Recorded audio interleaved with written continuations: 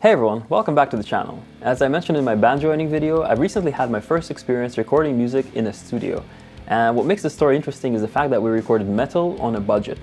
But before I delve into this story, let me just give you a little bit of background. In the early days of the formation of the band, we had our first set of songs that we were working on and that we wanted to take into studio to record to a decent level.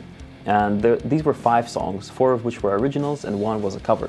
Now, we were working during lockdown, so we hadn't actually met up or played together or worked on these songs in person. We had to do all of that remotely. Once we had rough demos ready for all 5 songs and we were happy with their structure and musical content, so basically the songs were completely finalized, we wanted to make extra sure that we were really ready for the studio, because we were financing it ourselves amongst other expenses, and we really couldn't afford to make a mistake which would cost us extra studio time and therefore extra money.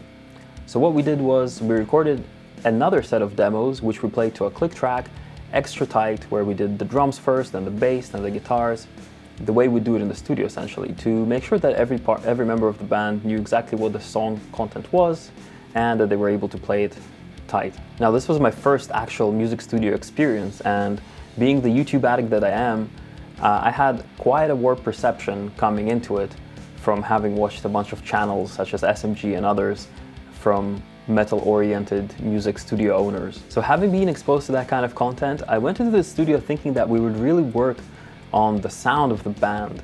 And as far as the guitars go, that we would pick an amplifier head and a cabinet and mic it up and perhaps mix a couple of mics and, really work on the character of the sound that defines the band.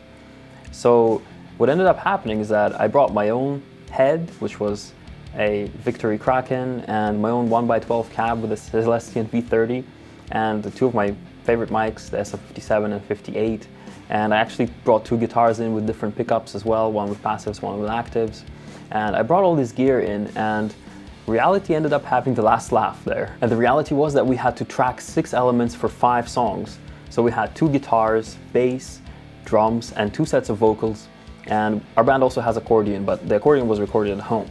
We booked the studio for only 3 days, with each day being 8 hours of studio time, and we reckoned that we could make it in that amount of time, and of course we had financial constraints surrounding that. This means that we had to track 2 elements per day for 5 songs. Yeah, let me tell you, that means absolutely no room to f about. It took us about half of the first day just to set up the drums and mic them up and get them ready to be recorded. And then the second half of the first day to actually track the drums, where our drummer just played the songs over and over for several hours straight. And yeah, I don't know how, but he's still alive. At the end of the second day, we had only finished tracking drums, vocals, and a little bit of bass. And at that point, I knew that my expectation of working on guitar tone was a really naive one, as we had only 1 day of 8 hours to track all guitars for 5 tracks, as well as like 2 songs of bass or something like that. In fact, we knew that we probably wouldn't be able to do all of that in only 8 hours, and so we asked the studio engineer to do an extended third day of 12 hours. And let me tell you, we still barely made it in time. The extent of the tone work that we did for the guitars was basically the studio engineer asking me what amp I liked, and then picking that amp model on the Kemper. I think I said something like, I like boogies, and there was a Mark V there, so we picked the Mark V, and we played around a little bit with just the basic EQ and the gain knob, and we were off. The tracking itself was actually not that difficult, and the hardest time I had, I would say, was with the slower trem pick drifts, which lasted a long time, so I had a bit of trouble staying in time for the entire duration of the riff. I didn't have too much trouble with the faster riffs and the couple of solos that I have in those songs, and that's mostly because I actually spend a lot of time in the weeks leading up to the studio, about 6 weeks or so, doing technical exercises. I think I did about 1 hour of technical exercises, like very focused technical exercises per day, as well as, maybe 3 or 4 hours of playing the songs and practicing the songs every single day leading up to the studio. And I can honestly say that this was absolutely exhausting, surprisingly, mentally much more so than physically, because the whole time, because of the time constraints, we had to be go, go, go, no time to breathe, no time to really relax.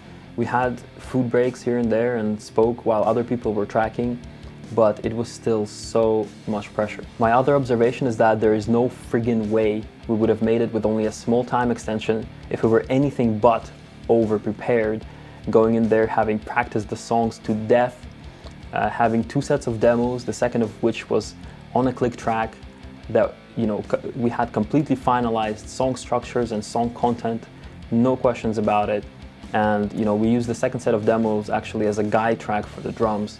If it was anything but that, there's no way we would have made it. So what can I say as a conclusion? Well, there are basically 3 things that I would change if I had the possibility going in next time. So essentially, I need a genie.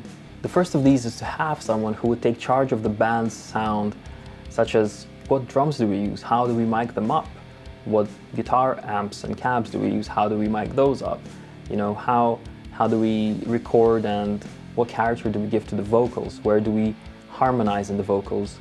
What kind of EQ curves do we apply, and etc. In my mind, the character of a band's sound is extremely important, and I think it's easy to get caught up in the music and underestimate the importance of how the band sounds. I strongly believe that if your sound is half as good as it can be, then your music overall is also only half as good as it can be.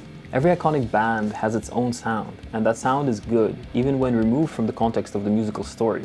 For example, even if a band just plays a chord and the drummer hits the snare and the kick drum, it's gonna sound good. Getting that signature sound or character, of course, involves working with the guitar tone, which is the other thing that I would wish for next time. The third wish is to have more time in this process. The studio is supposed to be the place where magic happens, and all the best spells have a cast time. I really want it to be a pleasant and productive experience that ultimately makes the music better. Of course, all these points are pretty related to each other, and they all stem off of money. And that is why I am proud to present the sponsor of this video, Raid Shadow. I'm just kidding.